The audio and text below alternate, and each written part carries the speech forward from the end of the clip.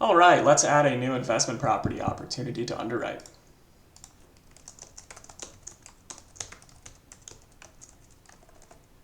And we'll say this property is listed at $120,000. When we're navigating to the property card, we can see we have some target metrics established for the cap rate, the cash on cash, and the total ROI. These are based on values I've set on my profile, but I can edit these for this property if I'd like.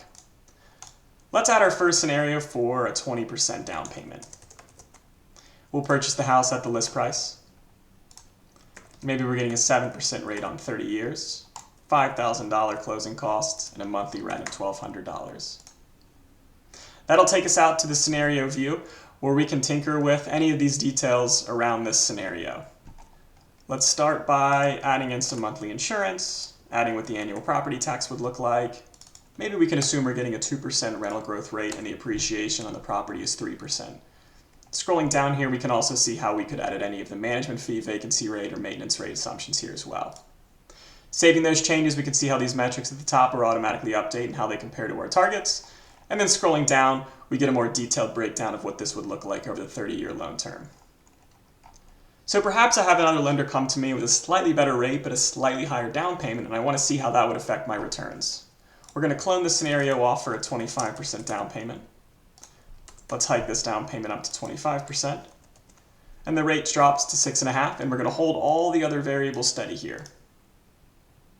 So I can see here my cash on cash did go up a bit, my total ROI did go down a bit. I'm going to go back to the property card to see how these do compare to each other.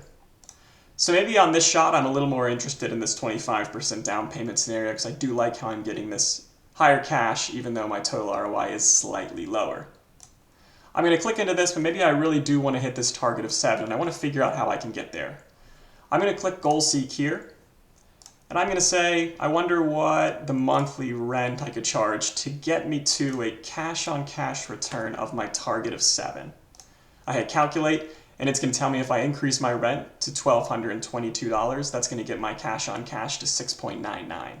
I'm going to apply that value to the scenario, and we're going to see our cash-on-cash is now increased to 6.99, and our total ROI is up to 20 if we increase our rent up to $1,222 here.